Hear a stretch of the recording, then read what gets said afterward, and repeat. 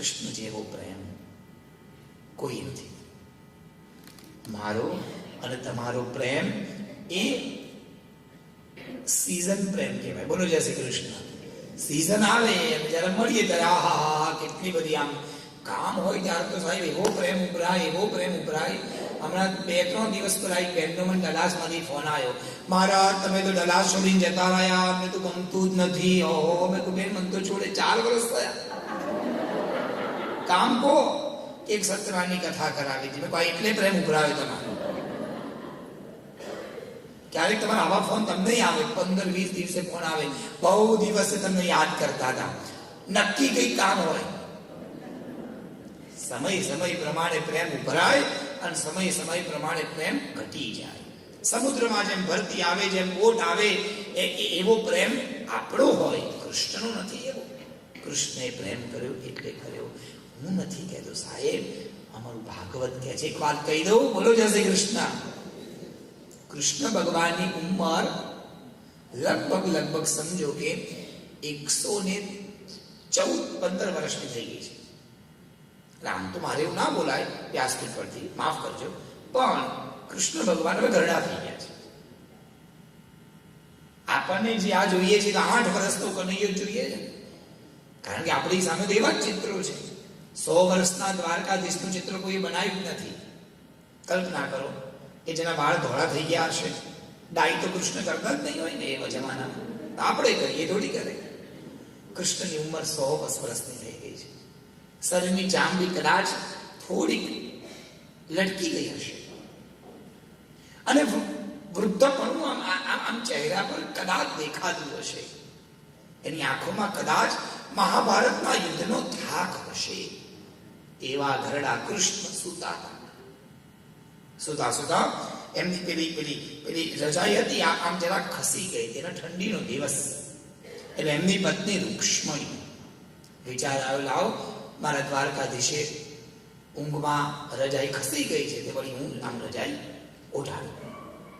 એટલે રૂક્ષ્મણી એમની પત્ની, એ પણ હવે તો બાજ કહેવાય ને ઘરડા એટલે 100 વર્ષના, એ આમ ધ્રુજતા હાથે આમ રજાઈ ઓઢાડવા ગયા, અને અચાનક સહસા એ રૂક્ષ્મણીનો હાથ કૃષ્ણ ભગવાનની છાતી પર પડ્યો.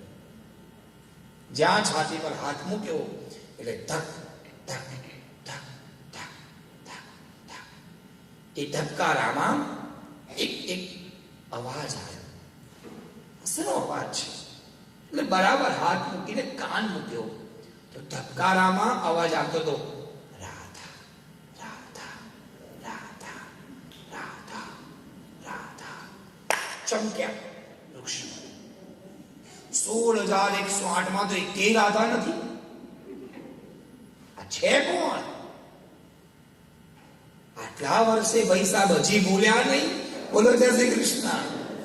આ છે કોણ? હવે ડાયરેક્ટ તો પૂછાય નહીં ભગવાનને, પણ આ મનમાં વાત ઘૂસી ગઈ કે આ રાધા નામની કોક છો.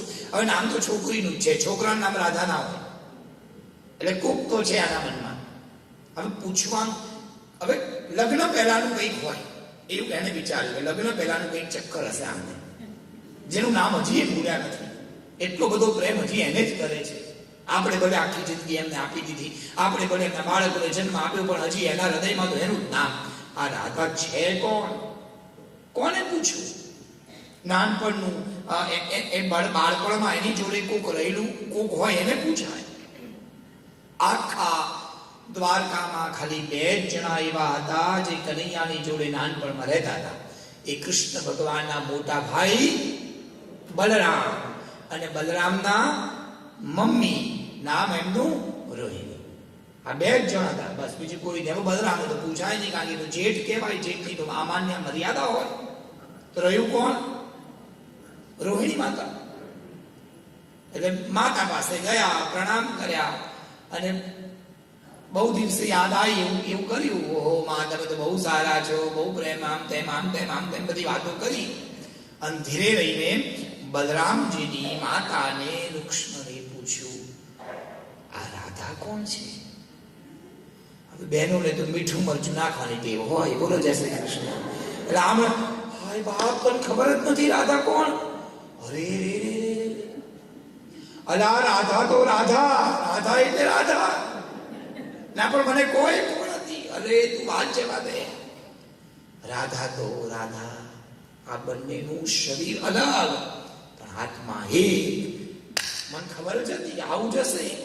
રૂક્ષ્મણી અંદર વિચાર, બીજું કોઈ ક્યાં રહેતી હતી? લે તને કઈ કીધું જ નથી આગળ નહીં આવે. બહુ નટખટ દ્વારકાધીશ તો. અલા શું વાત કહું રૂક્ષ્મણી તને, નાનપણમાં એટલો બધો પ્રેમ, આના વગર એ જીવે નહીં, એના વગર આ જીવે નહીં. પેલી ખાવાનું લાવે તો આ ખાય. અને સાહેબ ન કહેવાનું બધું જ કીધું અને કેટલું બધું કીધું. અને રૂક્ષ્મણીના મનમાં એક ગ્રંથિ બંધાઈ ગઈ કે ભલે લગ્ન મેં કર્યા પણ પ્રેમ તો હજી કે નહીં આવે, રાધાને જ કર્યો છે. સવાર પડી, કૃષ્ણ ઉઠ્યા, દ્વારકાધીશ ઉઠ્યા, મુખમાર્જન કર્યું, સ્નાન કરી, સંધ્યા વંદન પરવાર્યા અને કલેવો કરવા માટે જયારે બેઠા ત્યારે ધીરે રહીને રૂક્ષ્મણી પૂછ્યું, પ્રભુ રાધા કોણ છે? રાધા શબ્દ આજે કૃષ્ણએ ઘણા વર્ષોએ સાંભળ્યો. આંખમાંથી જર્જર જર્જર જર્જર પ્રેમના અશ્રુ વહેવા લાગ્યા. અને સાહેબ 100 વર્ષ પછી કૃષ્ણને રાધાની યાદ આવી. રૂક્ષ્મણી થઈ ગયું. પ્રેમ આવો હોવો જોઈએ. આને કહેવાય રતિ. પ્રેમ અલગ છે અને રતિ અલગ છે. જેનામાં રત બની જાય એને રતિ કહેવાય. આવી કૃષ્ણ જેવી રતિ કોઈનામાં નથી. પછી આગળ શું થયું? બોલો જય શ્રી કૃષ્ણ. કાલે પરમ દિવસે આવજો તો આગળ કથા લઈશું. હજી એક પ્રેમી છે કૃષ્ણનો. સાહેબ વર્ષો વીતી ગયા, વર્ષો વીતી ગયા, વર્ષો વીતી ગયા. કોઈ દિવસ કૃષ્ણ યાદ નથી કર્યા એને સામેથી યાદ કર્યા. સુદામા આયા અને જયારે સુદામા દ્વાર પર પહોંચે છે ત્યારે કૃષ્ણ ભૂલી જાય છે કે હું કોણ છું.